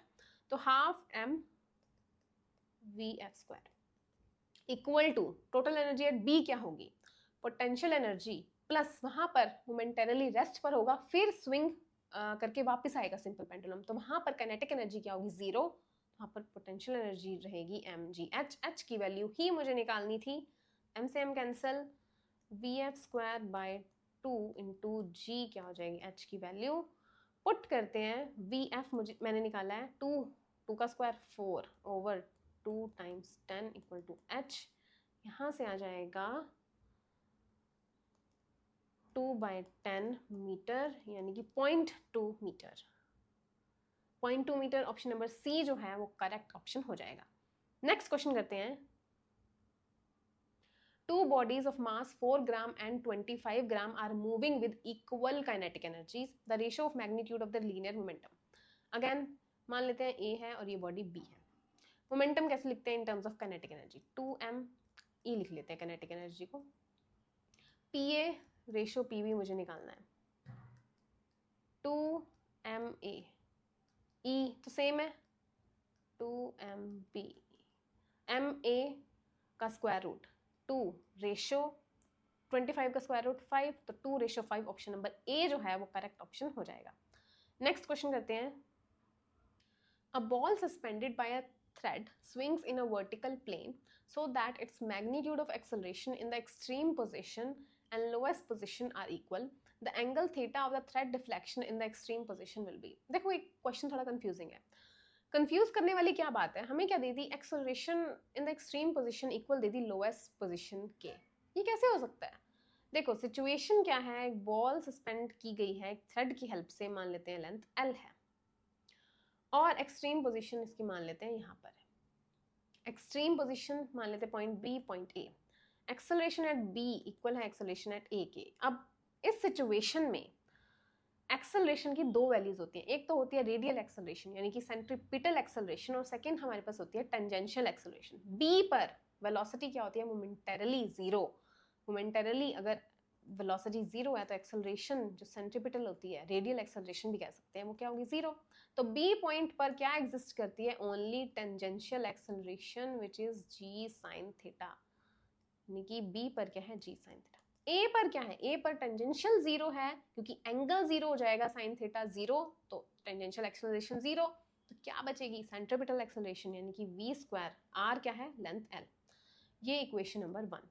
मुझे थीटा की वैल्यू निकालनी है, उसके लिए मुझे क्या निकालना पड़ेगा, v स्क्वायर की वैल्यू निकालनी पड़ेगी। अगेन कंजर्वेशन ऑफ एनर्जी लगाते हैं पॉइंट ए और बी में। ए पर मैं मान लेती हूँ पोटेंशियल एनर्जी का रेफरेंस 0 है, ये हाइट है मेरे पास h, ठीक है। Total energy at A equal to total energy at B. A पर पोटेंशियल एनर्जी 0 है तो सिर्फ क्या होगी kinetic energy half M V square. B पर काइनेटिक 0 है क्योंकि मोमेंटरली वेलोसिटी 0 थी, तो क्या बचेगी सिर्फ potential M G H. H निकालते हैं, ये थीटा है तो ये क्या हो जाएगा L cos theta, L cos theta है तो एच क्या बचेगी L minus L cos theta, ठीक है। सब्स्टिट्यूट करते हैं यहाँ पे, half M V square equal to M G L 1 minus cos theta. यहाँ से m से m कैंसिल हो जाएगा, क्या बचेगा यहाँ पर v स्क्वायर निकाल लेते हैं यहाँ से 2gl 1 minus cos theta. Equation number 2 को सब्स्टिट्यूट करते हैं 1 में क्योंकि मुझे थीटा निकालना है, ठीक है। सब्स्टिट्यूट करते हैं g sine theta equal to 2gl 1 minus cos theta over l। g से g कैंसिल और l से l कैंसिल, क्या बचेगा sine theta equal to 2 1 minus cos theta. Angle theta निकालना है, तो यहाँ पे क्या बन गया ट्रिग्नोमेट्री का क्वेश्चन बन गया। कैसे सॉल्व करेंगे इसको? Sine theta equal to 1 minus cos theta को कैसे लिखते हैं? 2 साइन स्क्वायर, एंगल का हाफ, और वहां एंगल का हाफ है तो इसको भी मैं लिख सकती हूँ 2 sine theta by 2 cos theta by 2 equal to 4 sine square theta by 2। ठीक है, यहाँ से कैंसिल हो जाएगा 2 और एक साइन से साइन कैंसिल हो जाएगा। यहाँ से बनेगा tangent theta by 2 equal to 1 by 2।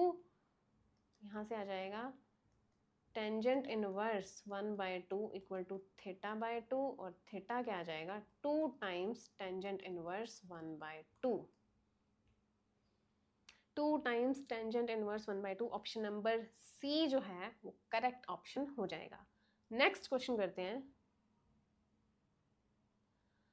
The potential energy function of a particle in a region of space is given by this, x, y, z metre में है, ऐसा यूनिट्स में है। The magnitude of x component of force acting on the particle at point this is। Potential energy मुझे दे दी है, force कैसे लिखते हैं? माइनस एक्स कॉम्पोनेंट बोला है तो D you by D x. ठीक है, तो निकालते हैं x component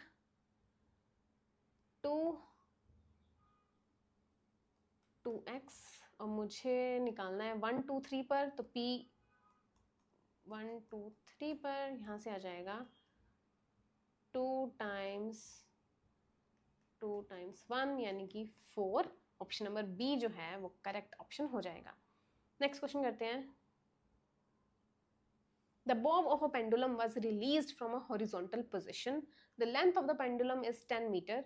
If it dissipates 10% of its initial energy against air resistance, the speed with which the bob arrives at the lowest position is। मुझे क्या सिचुएशन दे दी? रिलीज कहां से किया गया पेंडुलम को? हॉरिजॉन्टल पोजीशन से, और लेंथ मुझे दे दी है 10 मीटर। ठीक है, लोएस्ट पोजीशन यहाँ पे आ जाएगी। यहाँ से आते आते उसने कितनी एनर्जी लूज कर दी? 10% एनर्जी लूज कर दी। Speed with which the bob arrives at the lowest position, again conservation of energy लगाते हैं हम यहाँ पे। टोटल एनर्जी एट ए अब इक्वल नहीं होगी टोटल एनर्जी एट बी पे। कितनी लूज कर दी है? 10%, तो बची कितनी? 90% एनर्जी इक्वल होगी ए पॉइंट की एनर्जी से बी पॉइंट की एनर्जी। ठीक है, 9/10। टोटल एनर्जी एट ए क्या है? रिलीज किया गया है तो पहले रेस्ट पर था, तो पोटेंशियल एनर्जी यानी कि mgh, h कितनी है? 10। टोटल एनर्जी एट बी मैं मान लेती हूँ, अगेन पोटेंशियल एनर्जी का रेफरेंस यहाँ 0 लिया है, तब भी वहां पे mgh होगा। टोटल एनर्जी एट बी क्या होगी? Just kinetic half mv², m से m कैंसिल, यहाँ पर 10 से 10 कैंसिल, यहाँ पे बचेगा g, हमें लेने को बोला 10, यस। 9 × 10 × 2 इक्वल टू v² पे आ जाएगा। ठीक है, v आ जाएगा स्क्वायर रूट 9 × 10 × 2। हम इसको लिख सकते हैं 9 × 2 × 2 × 5, यहाँ पे आ जाएगा 3 और 2 बाहर, 6√5 क्या हो जाएगा? आंसर हो जाएगा 6√5। ऑप्शन नंबर डी जो है वो करेक्ट ऑप्शन हो जाएगा। नेक्स्ट क्वेश्चन करते हैं। A bob of mass m is suspended by a light string of length l. It is imparted a minimum horizontal velocity at the lowest point A such that it completes half the circle reaching at the topmost position B. The ratio of kinetic energy is। ठीक है, light string से suspend कर दिया गया एक मास m को, और vertical circular motion में रेडियस क्या हो जाएगी? l ही हो जाएगी। ए पॉइंट पर कुछ वेलोसिटी दे दी ताकि हाफ ही सर्कल कंप्लीट कर पाए, यानी कि बी पॉइंट पर टेंशन क्या होगी? 0 होगी। ठीक है, काइनेटिक एनर्जी का रेशियो निकालना है, ऐसे हम क्वेश्चन कर चुके हैं पहले। ठीक है, अब अगेन ऑप्शंस में न्यूमेरिक है, वेलोसिटी VL VH का कोई भी मेंशन नहीं है, तो हमें उसको एलिमिनेट करना पड़ेगा। तो बी पॉइंट पर हमने क्या डिड्यूस किया? टेंशन 0 है, तो यानी कि mg क्या प्रोवाइड करेगी? Centripetal force mvh² by l। We H square क्या आ जाएगी, जी एल, इक्वेशन नंबर 1।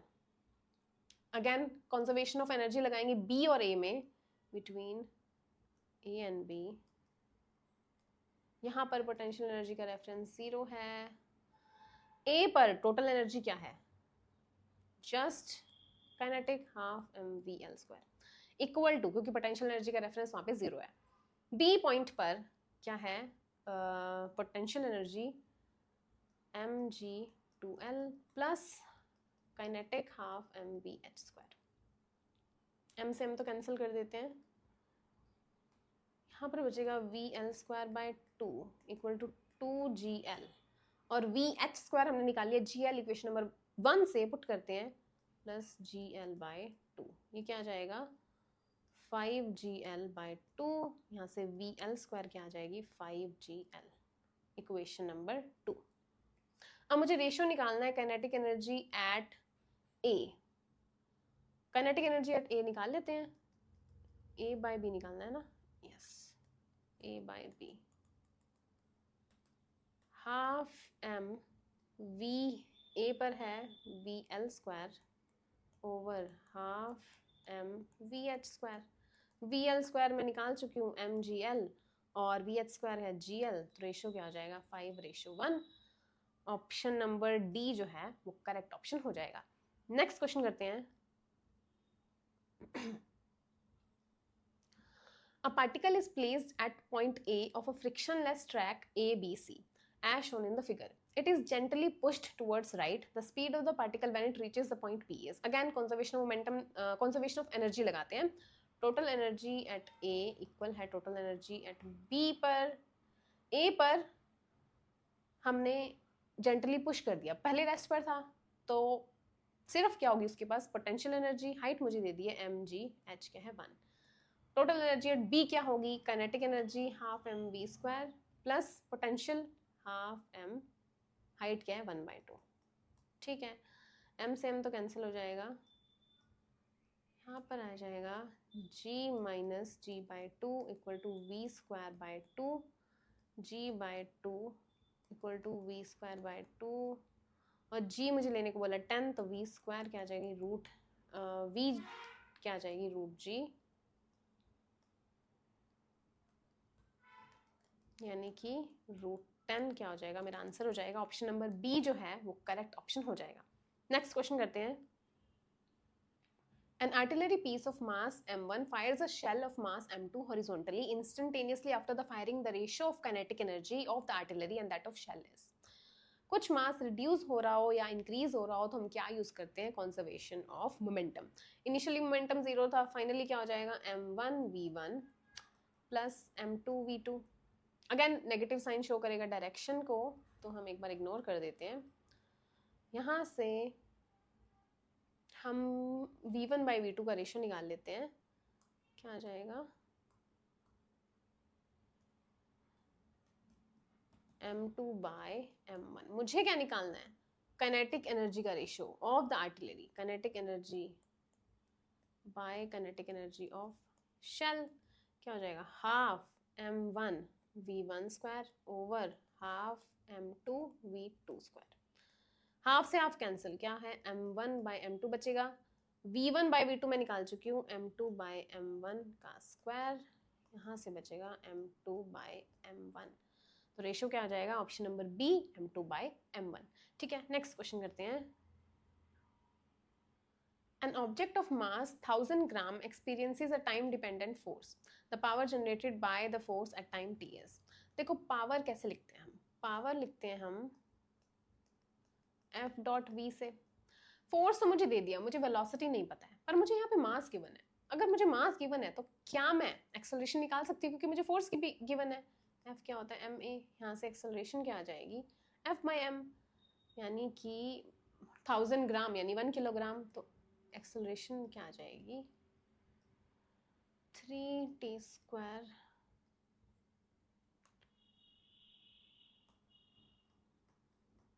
जी। ठीक है, एक्सेलरेशन आ गई, मुझे क्या चाहिए वेलोसिटी चाहिए। एक्सेलरेशन कैसे लिखते हैं dv बाई dt से, इंटीग्रेट करेंगे, जैसे आ जाएगा 2t I cap plus 3t² j cap dt integration equal to v क्या आ जाएगा, t² I cap plus t³ j cap हमारी वेलोसिटी की फॉर्म आ जाएगी। ठीक है, अब यहाँ पे हम पावर निकाल लेते हैं क्योंकि मुझे फोर्स भी पता है, मुझे वेलोसिटी भी मेरे पास आ गई है। फोर्स है 2t I cap plus 3t² j cap dot t² I cap plus t³ j cap से आ जाएगा 2t³ I cap plus 3t⁵ j cap 2t³ 3t⁵ j cap. Option number C जो है वो करेक्ट ऑप्शन हो जाएगा। ठीक है, नेक्स्ट क्वेश्चन करते हैं। A body of mass 4 kg is placed on a plane at a point P having coordinates 3, 4 meter. Under the action of force 2i plus 3j force लगा दिया, it moves to a new point Q having coordinates 6, 10 in 4 second. ठीक है, 3, 4 से कहाँ पहुँच गई, 6, 10 पर P Q in 4 second. The average power and instantaneous power at the end of 4 seconds are in the ratio. Average power कैसे लिखते हैं, total work done by total time. Work done कैसे लिखते हैं, F dot S से by time. S क्या है यहाँ पे, 6 minus 3 3i cap plus 10 minus 4 6j cap, ये हमारा S है। फोर्स का फॉर्म भी मुझे दे दिया है 2i cap plus 3j cap. निकल जाएगी एवरेज पावर, बिल्कुल निकल जाएगी। 2i cap plus 3j cap dot s क्या है, 3i cap plus 6j cap over time कितना है, 4 सेकेंड। करते हैं,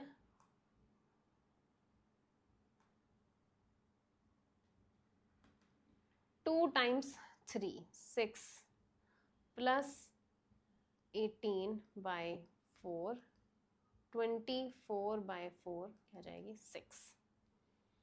ठीक है, इंस्टेंटेनियस पावर कैसे लिखेंगे, F डॉट V से। तो यहाँ पे मुझे वेलोसिटी चाहिए, फोर्स तो मेरे पास है। ठीक है, अगेन मास मुझे पता है, एक्सेलरेशन निकल जाएगी।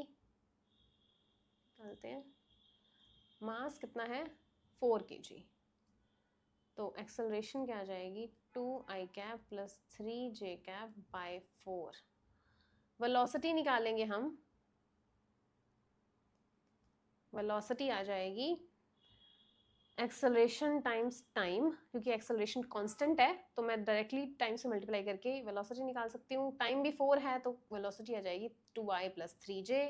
यहाँ से क्या आ जाएगी हमारे पास instantaneous power 2i plus 3j 2i plus 3j यानी कि 4 प्लस 9 यानी कि 13। तो रेशो क्या आ जाएगा, average power ratio instantaneous power 6:13।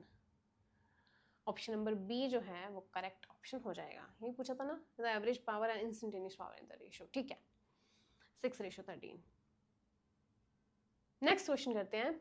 A sand dropper drops sand of mass m on a conveyor belt at a rate proportional to the square root of speed, यानी कि dm by dt दे दिया proportional to square root v. If p is the power delivered to run the belt at a constant speed, then which of the following relationships is true? dm by dt मुझे दे दिया, power क्या होती है f dot v। अब यहाँ पे dm by dt कहीं आ रहा है, आता है, फोर्स के फॉर्मूला में आता है। जब हम लिखते हैं फोर्स क्या होता है dp by dt, और p को लिखेंगे mv ओवर dt। अब यहाँ पे क्या दे दिया, कांस्टेंट स्पीड, यहाँ पे स्पीड कांस्टेंट है तो v बाहर आ जाएगा, क्या बचेगा dm by dt। ठीक है, पावर क्या हो जाएगी fv। ठीक है, अब यहाँ पे पुट करते हैं f की वैल्यू यहाँ पर v dm by dt times v, यानी कि v square, dm by dt क्या है v की पावर हाफ के प्रोपोर्शनल 2 प्लस 1/2 कितना होगा 5/2, तो v की पावर 5/2 p। ऑप्शन देखते हैं। ओके, स्क्वायरिंग करते हैं। p square equal to v की पावर 5, यानी कि ऑप्शन नंबर सी जो है वो हमारा करेक्ट ऑप्शन हो जाएगा। नेक्स्ट क्वेश्चन करते हैं। A body is moving unidirectionally under the influence of a constant power source. Its displacement in time t is proportional to. Displacement time के कैसे प्रोपोर्शनल है वो मुझे निकालना है बेसिकली। ठीक है, तो यहाँ पे मुझे क्या इन्फॉर्मेशन गिवन है, जस्ट मुझे दे दिया कि कांस्टेंट पावर सोर्स के इन्फ्लुएंस में मूव कर रही है। पावर क्या होती है, पावर होती है एफ वी, यूनिडायरेक्शनली मूव कर रहा है तो एफ वी लिख लेते हैं हम। ठीक है, और हम एफ को कैसे लिखते हैं, एम ए, यानी कि m d v by d t. ठीक है, पुट करते हैं एफ की वैल्यू, पी क्या है m d v by d t times v. ठीक है, रीअरेंज करते हैं, क्या आ जाएगा p by m d t equal to v d v. Integrate करें, इंटीग्रेट करते हैं। पावर कांस्टेंट है इसलिए पावर बाहर निकालिए, और मास भी कांस्टेंट है, तो यहाँ से आ जाएगा p by m t equal to we square by 2। ठीक है, यहाँ पर वी स्क्वायर की फॉर्म आ जाएगी पी बाई एम टी, और v की फॉर्म आ जाएगी 2p बाई एम टी की पावर हाफ। मुझे डिस्प्लेसमेंट निकालना है। वेलोसिटी क्या होती है, again ds by d t लिख सकती हूँ मैं, 2p बाई एम तो कांस्टेंट है, t की पावर हाफ। अगेन इंटीग्रेट करेंगे, s क्या आ जाएगा 2p बाई एम टी की पावर हाफ dt का इंटीग्रेशन, यहाँ से आ जाएगा 2p बाई एम टी की पावर 3/2 ओवर 3/2। तो s किसके प्रोपोर्शनल आ गया, t की पावर 3/2 के, यानी कि डिस्प्लेसमेंट प्रोपोर्शनल टू t की पावर 3/2। ऑप्शन नंबर बी जो है वो करेक्ट ऑप्शन हो जाएगा। नेक्स्ट क्वेश्चन करते हैं। A body of mass 2 kg begins to move under the influence of a time dependent force। मुझे दे दिया है फोर्स के form. The power developed by the force at this time is। ऐसे हम 2 क्वेश्चन कर चुके हैं पहले। ठीक है, करते हैं फटाफट। f की क्या फॉर्म दे दी 6t i cap plus 6t square j cap. Again mass दे दिया, एक्सेलरेशन निकल जाएगी। एक्सेलरेशन क्या आएगी 3t i cap plus 3t square j cap. Acceleration आ गई, वेलोसिटी निकल जाएगी। एक्सेलरेशन क्या होती है dv बाई dt, इंटीग्रेट कर देंगे, v क्या आ जाएगी 3t square by 2 i cap plus t cube j cap. Okay, again power निकालते हैं f डॉट v से,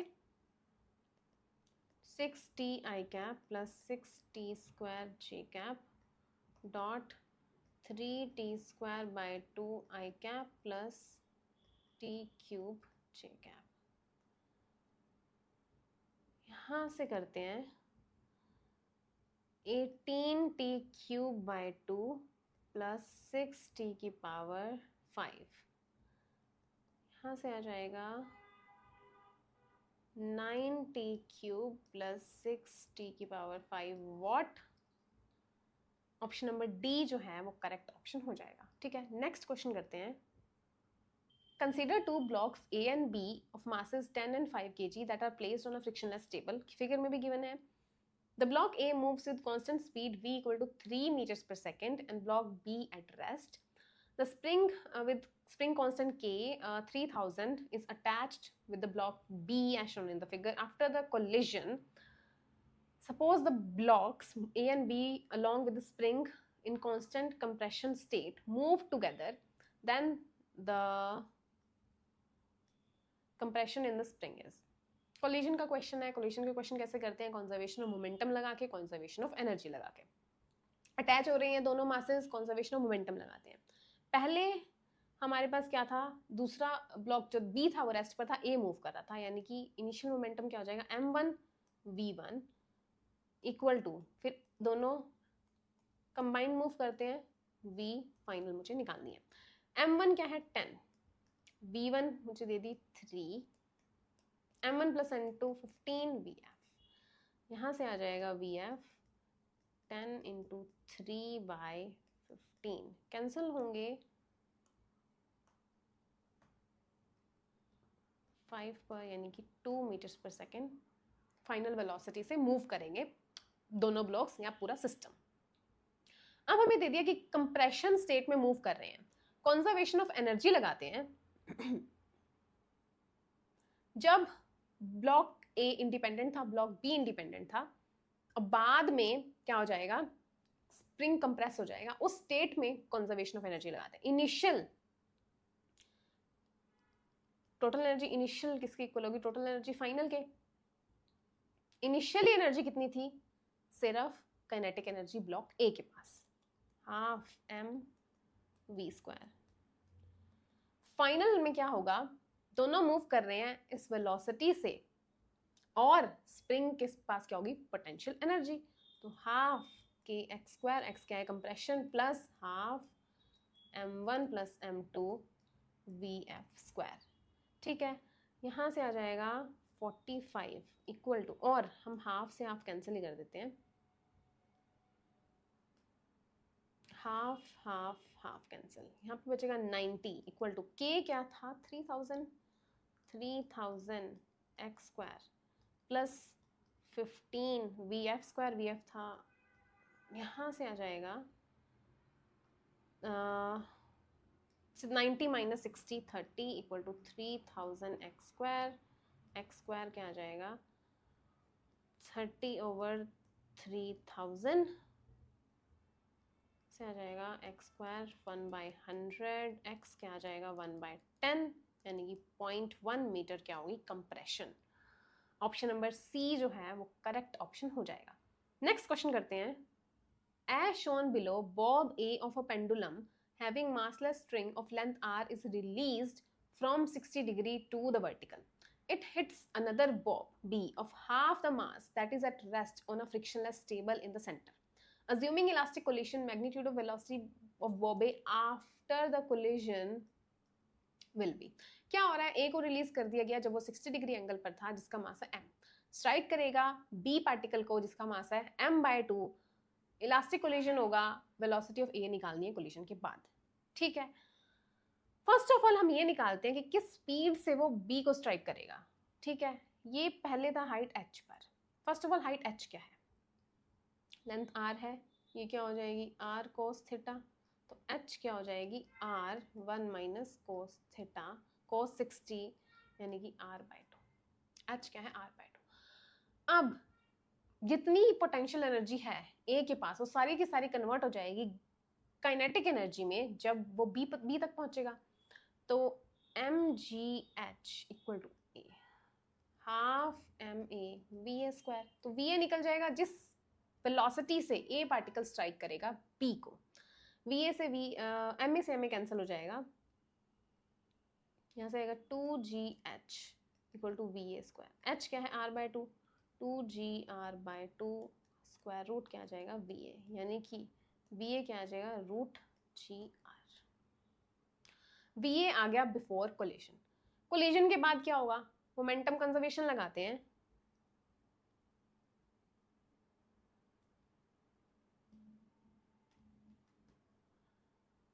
एम ए मूव कर रहा है वेलोसिटी gr से, बी रेस्ट पर पड़ा है, फाइनली क्या होगा एम ए v1 से मूव करेगा और एम बी v2 से मान लेते हैं मूव करेगा।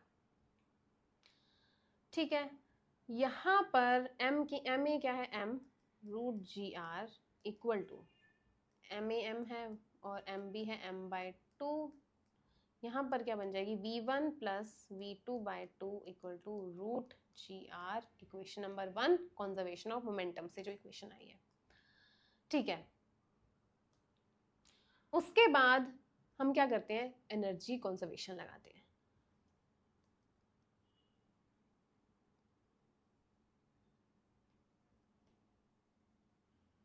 इनिशियली एनर्जी थी ए के पास kinetic energy m A V A square, b तो रेस्ट पर था, फाइनली क्या हो जाएगी half M a v1 square plus half M b v2 square. Again m a को रिप्लेस करेंगे m से, वी ए क्या है हमारे पास वी ए स्क्वायर है gr equal to half m v1 square plus half m by 2 v2 square. Half half half cancel. यहाँ पर m भी cancel. gr equal to v1 square plus v2 square by 2. Equation number 2. Equation 1 और 2 equation 2 unknown. अगर हम इसको solve करेंगे तो v1 की वैल्यू हमारे पास आ जाएगी 1/3 root gr. Option number B से मैच कर जाएगा. ऑप्शन नंबर बी जो है हमारा करेक्ट ऑप्शन हो जाएगा. ठीक है, नेक्स्ट. सो आई थिंक इतने ही क्वेश्चंस थे हमारे पास वर्क, एनर्जी और पावर में जो जेईई मेन 2024 और 2025 में आए थे. So this is it for this video. I will see you guys in the next one.